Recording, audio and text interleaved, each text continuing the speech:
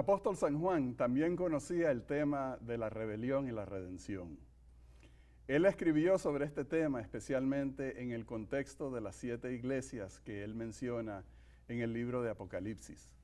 En esas cartas a las 7 iglesias se mencionan cosas terribles como has perdido tu primer amor, tienes nombre de que vives pero estás muerto. Y hay otros mensajes que son muchos más preciosos, muy hermosos, más animantes que esos mensajes, pero que muchas veces los descuidamos. Y en la lección de hoy vamos a estudiar esas partes positivas que se mencionan en las cartas de las 7 iglesias y esperamos que esta lección sea una gran bendición para todos nosotros. Hola, mi estimado colega, ¿cómo estás? Un placer saludarte, Rafael. Gracias, Johnny. Es un placer estar contigo aquí en Perspectiva Bíblica. Y sabes que este tema de las iglesias es muy pertinente para nosotros, porque lo vemos como algo extraño y foráneo y de tiempos pasados, pero es del día de hoy que está hablando. Así es. Oramos y le pedimos a Dios que nos ayude a entenderlo. Amén. Amante Dios, ayúdanos a leer los versos de Apocalipsis, no pensando históricamente, sino pensando en la realidad de nuestra experiencia diaria y en la iglesia. Que podamos vernos, ser animados y reprendidos para andar en el camino que tú nos llamas. Así como llamaste las iglesias en el Asia Menor, también nos llamas a nosotros hoy a experimentar los mismos problemas. Amén. Que podamos ver también las bendiciones. Amén. En el nombre de Jesús lo rogamos. Amén. Amén. Johnny, este tema de las 7 iglesias es interesante porque a pesar de que son mensajes dirigidos a unas iglesias particulares en lugares geográficos, son mensajes que trascienden ese momento histórico y reflejan la historia, el vivir de la iglesia a través de las edades hasta llegar al día de hoy. Y entonces vamos a comenzar leyendo los primeros 3 versículos en el capítulo 2 de Apocalipsis, el mensaje a la iglesia de Éfeso. Vamos a comenzar con el versículo 1. Escribe al ángel de la iglesia en Éfeso, el que tiene las 7 estrellas en su diestra, el que camina en medio de los 7 candelabros de oro, dice esto. Vamos a parar ahí por este momento, Johnny. Aquí se está introduciendo a un personaje. ¿Quién es este que tiene estas 7 estrellas y camina entre los candelabros? Cristo Jesús, nuestro Salvador. Y este Cristo Jesús, que es nuestro Salvador, es el corazón del mensaje del libro de Apocalipsis. Debemos ver el libro de Apocalipsis escrito a estas 7 iglesias que son el esfuerzo misionero de la iglesia de Palestina, de la iglesia madre, de la iglesia que estaba asociada con el templo y con los judíos, hacia el extranjero, el primer esfuerzo misionero, la primera empresa misionera. El libro de Apocalipsis es un libro misionero dirigido a aquellos que han fundado estas nuevas iglesias para animarlos y para reprenderlos. Y el que lo está haciendo no es otro, sino Jesús. La empresa Rafael nunca ha sido de la iglesia. La empresa es de Dios, es la misión de Dios. Nosotros somos co-trabajadores con Cristo Jesús. No es la empresa mía y tuya. Correcto. Sí. Entonces, bueno, encontramos al leer estas diferentes cartas a las iglesias que se sigue un patrón que se repite en todas las lecciones, en todas las cartas. En esta primera carta de Éfeso vemos que se introduce al Señor Jesús como la persona que envía el mensaje a la iglesia de Éfeso. Pero todas las demás cartas también se introduce a Jesús. Lo interesante, Johnny, es que en cada una de esas cartas se introduce a Jesús de una forma diferente. Entonces vamos a leer, vamos a sacar únicamente esas partes de las cartas donde se refiere a Jesús en forma simbólica. O sea que para que quede claro, cada frase que leeremos viene directo de uno de los versos de las 7 iglesias y el mensaje de Dios registrado por Juan. Así es. Bueno, el primero de ellos es el primero y el postrero, el que estuvo muerto y vivió, el que tiene la espada aguda de 2 filos. El Hijo de Dios, el que tiene ojos como llama de fuego, el que tiene los 7 espíritus de Dios y las 7 estrellas. El santo, el verdadero, el que tiene la llave de David, el que abre y ninguno cierra, y cierra y ninguno abre. El amén, el testigo fiel y verdadero, el principio de la creación de Dios. Todos estos títulos que se atribuye a Jesús, con el cual se designa él mismo, son títulos que nos dan a entender la condición o lo que le da a él autoridad para dar los mensajes que da. ¿Qué interpretas tú de este montón de símbolos? Lo primero que veo, Rafael, es que me está asociando a las 7 iglesias y el esfuerzo misionero de la iglesia de Palestina, de la iglesia original, lo está asociando con Jesús. Y Jesús lo está asociando con la historia de la redención a través de todas las generaciones. Menciona a David, menciona muchísimos elementos que atan a Jesús y a la iglesia con la historia del pasado. La espada aguda, como era la espada para el pueblo de Israel que luchó en contra de los filisteos, el que estaba muerto y resucitó, como no solo Jesús resucitó, sino que resucitó a otros en el pasado. Y además de esto, el Hijo de Dios, el que tiene ojos como llamas de fuego, nos proyecta hacia el futuro. En cada uno de los títulos nos ata a una de las actividades de Dios en el pasado o las actividades de Dios en la segunda venida de su Hijo. Y esto quiere decir que la iglesia no está sola, somos familia. Y nuestra familia es la familia de la historia de la redención. Y Cristo Jesús es nuestro hermano mayor, es nuestro Padre, es nuestro Salvador y el que nos hace familia a todos. Ahora, Johnny, cuando nosotros vemos todos estos títulos que los extraemos de las diferentes cartas y los ponemos allí, la lista es impresionante. Nos hace recordar los nombres que se le iba a dar a ese hijo prometido en el libro de Isaías, ¿no es cierto? Padre eterno, admirable, consejero, príncipe de paz, todas esas cosas. Y se nos habla aquí, se nos da la impresión de la autoridad que tiene Jesús para dar estas cartas, estos mensajes, de el poder ilimitado que tiene Jesús, que estuvo muerto y ahora vive, y por supuesto que tiene el poder para darle vida a sus hijos que mueren. Hay una cantidad de descripciones que se dan aquí, todas ellas cumplen un propósito específico, llenan una necesidad del ser humano. Porque, Johnny, cuando nosotros leemos eso, nos sentimos identificados.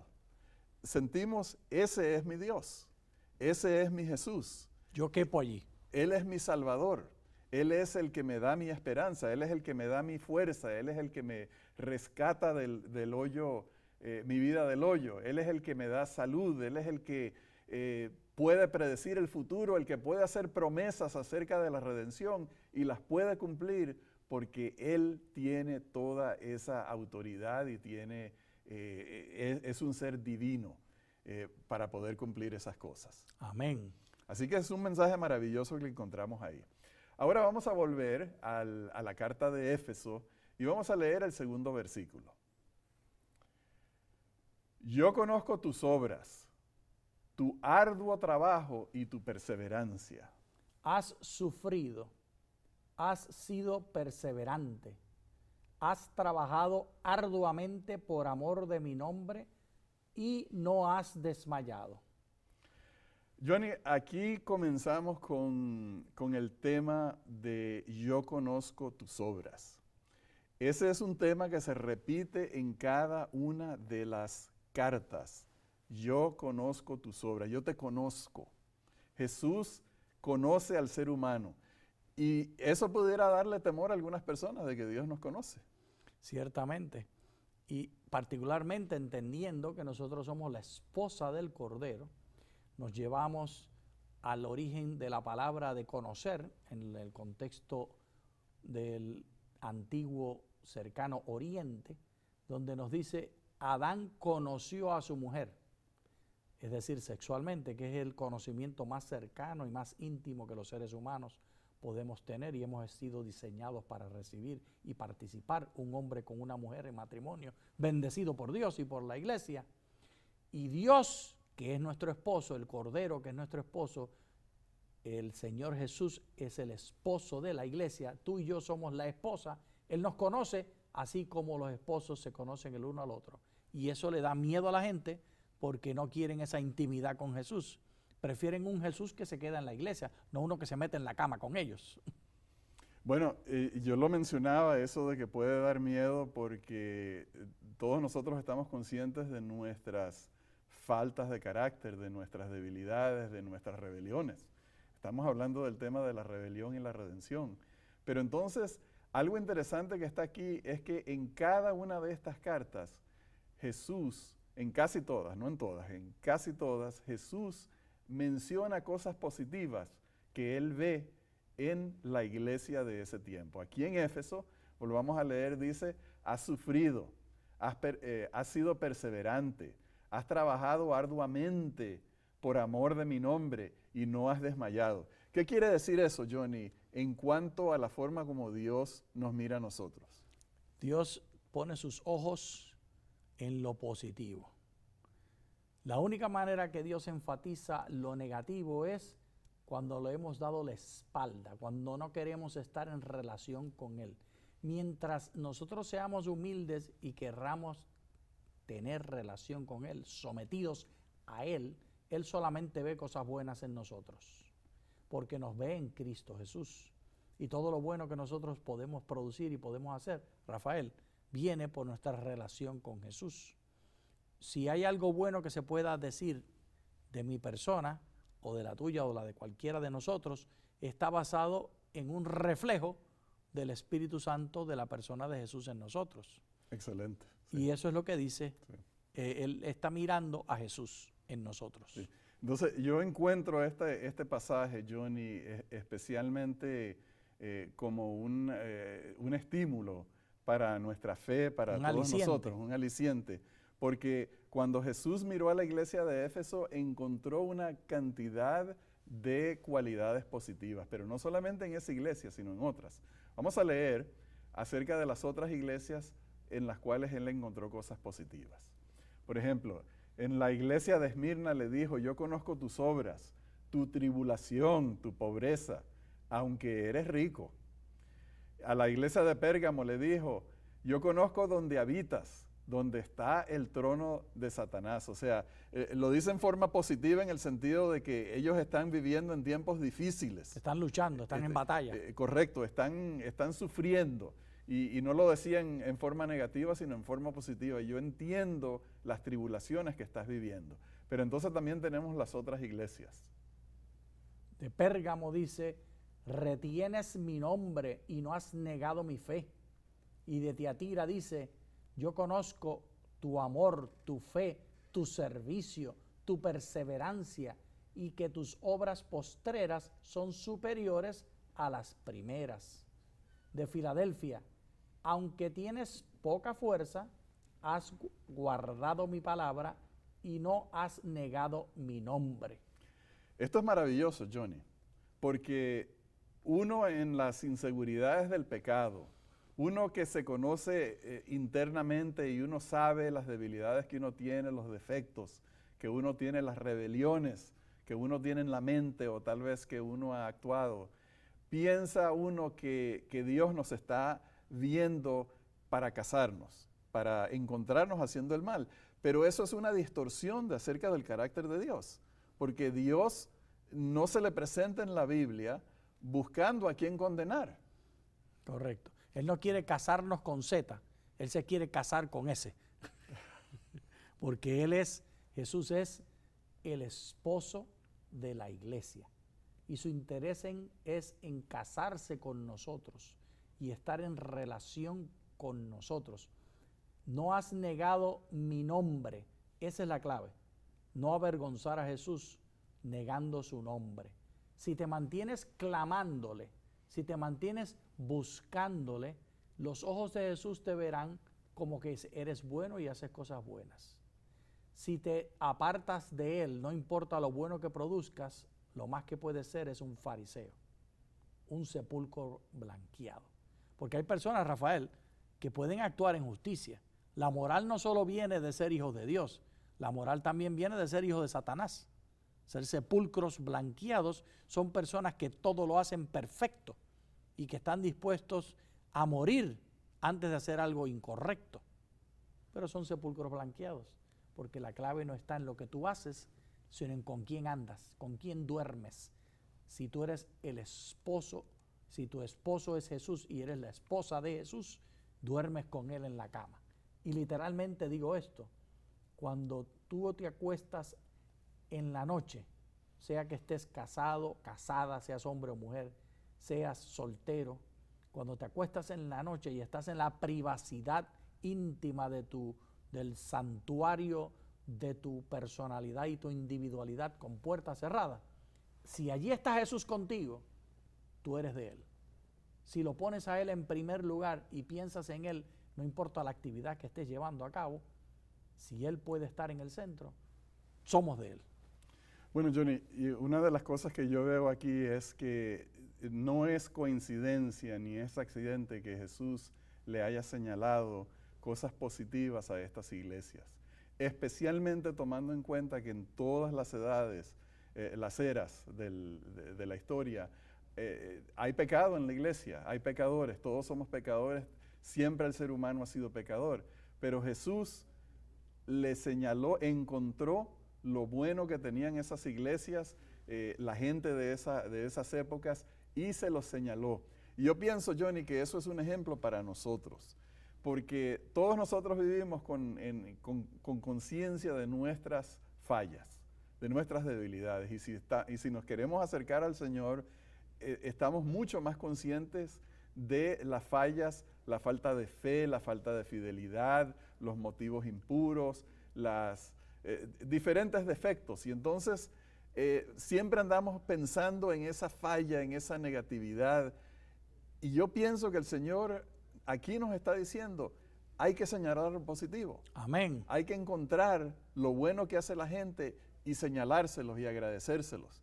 Y yo pienso que sería un buen ejercicio para todos nosotros los que somos padres, señalarle eso a nuestros hijos, las cosas que están haciendo bien. O sea, tú estás diciendo, Rafael, que cuando llega el momento de los anuncios en la iglesia, aquel que está dando los anuncios, sea el pastor, el anciano o la anciana o la diaconisa, quien sea, en vez de regañar, este es el momento de apagar los celulares, cállense y no hablen, y dar la litanía de regaños que regularmente se dan en muchas iglesias, tal vez no en la tuya, espero que no, pero en vez de dar esa litanía de regaños, empezar a hablar cosas buenas. Eso es lo que tú estás diciendo, Rafael, que el anciano entonces diría y el pastor diría, qué bueno, mis amados hermanos, que ustedes están usando el celular para la obra misionera. Qué bueno, mis amados hermanos, que ustedes están saludándose unos a otros en el amor de Dios con ósculo santo. Qué bueno, mis amados hermanos, que trajeron los niños y los niños están ansiosos participando y escuchamos la algarabía de la felicidad de tenerlos en la casa de Dios. ¿Sería eso lo que tú estás hablando, Sí, Rafael? sí, yo pienso que eso sería una buena forma de expresar lo bueno que nosotros vemos. Pienso que para la salud emocional, psicológica de nuestros hijos, que escuchan tantos regaños, que debieran también de escuchar alabanzas por las cosas buenas que ellos hacen, señalándoles que están haciendo bien y estimulándolos, porque ese es uno de los temas recurrentes en el Nuevo Testamento, que nos animemos, nos estimulemos unos a otros a la fe y al amor.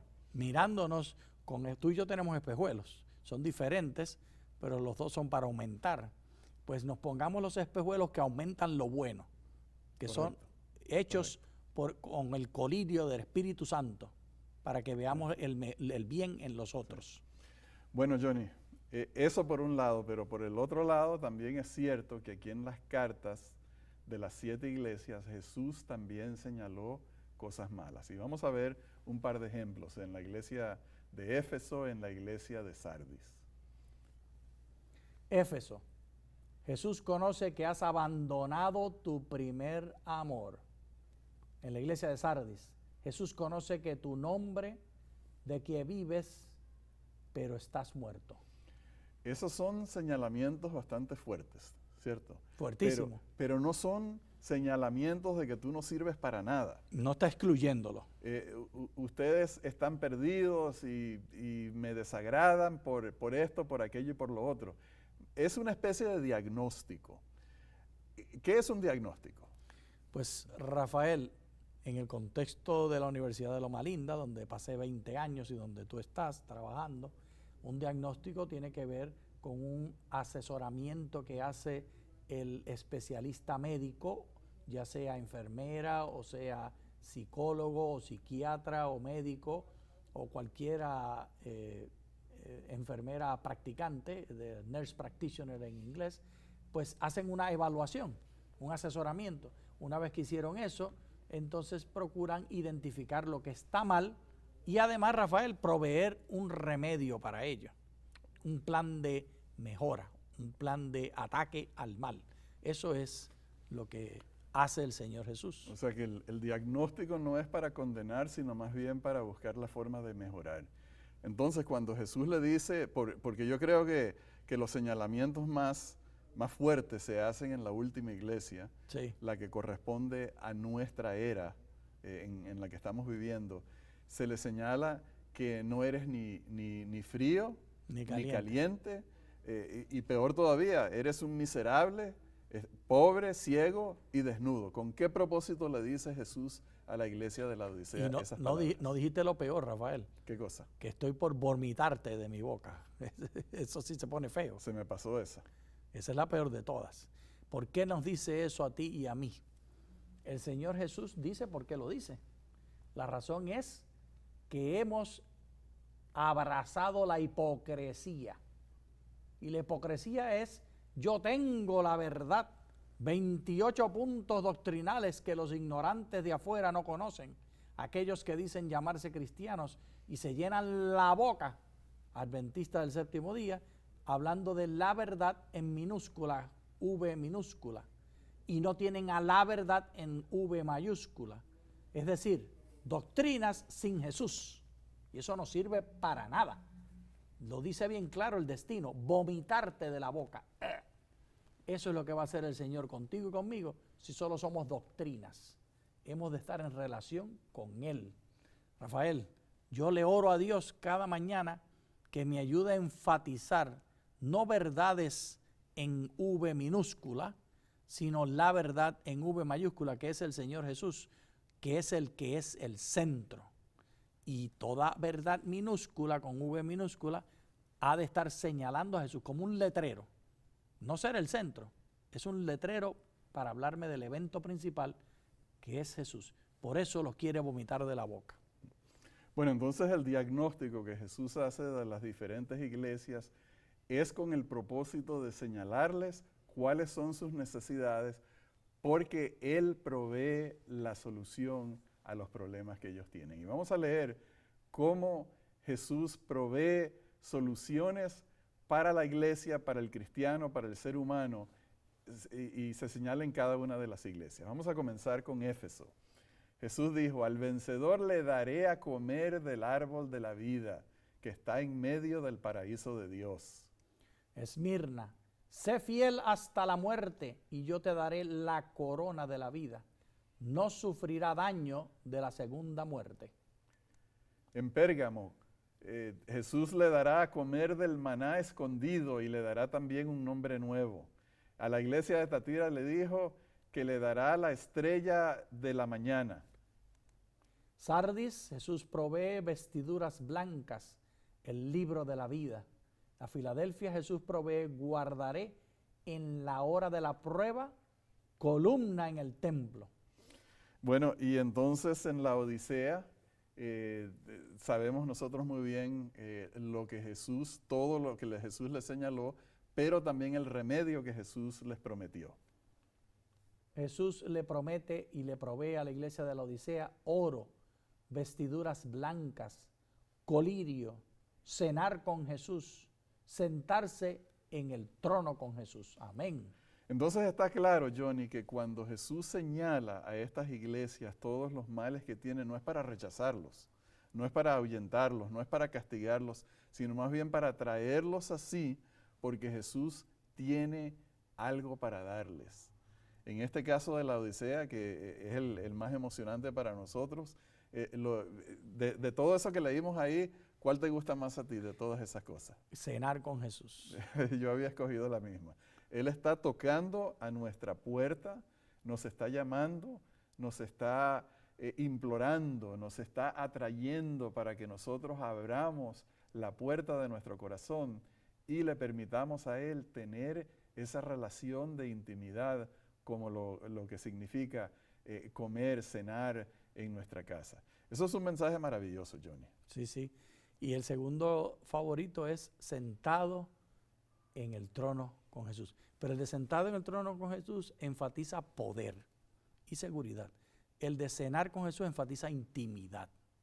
Y me encanta la intimidad con Jesús. Yo quiero ser la esposa fiel de Jesús. Bueno, ahora, nosotros sabiendo que Jesús muchas veces le dijo a los discípulos que no estén buscando el poder ni ser el mayor, entonces, en este contexto, ¿qué significa sentarse en el trono con Jesús? Es el poder verdadero. Pero es una cosa ridícula en los ojos de la gente, de los seres humanos. Y recuerdo, antes de la grabación, estábamos conversando y hablé de Bagú, un amigo de Puerto Rico. Y cuando se le preguntaba a Bagú, Bagú, ¿cómo tú estás? Y mirando para abajo, decía él. Y lo que él quería decir era que él estaba sentado en el trono con Jesús y miraba desde el cielo para abajo a lo que sucedía aquí en la tierra. Él ya estaba practicando. Él ya estaba practicando. Y eso es una bobería. Es una cosa, en el ambiente humano es la locura de la predicación, pero ahí es que está el poder, en esa locura.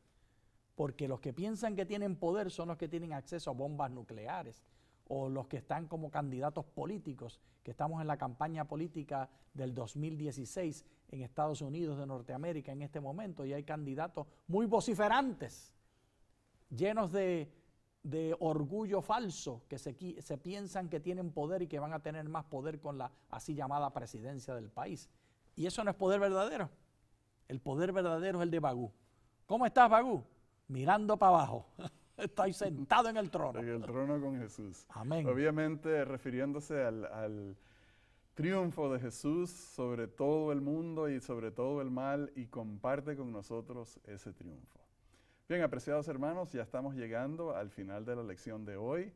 Para la semana que viene tenemos la lección más hermosa, porque ya la semana que viene no hablamos de rebelión y redención, sino solamente de redención. Amén. Y esperamos que nos acompañen también en ese estudio. Dios les bendiga. Muchas gracias.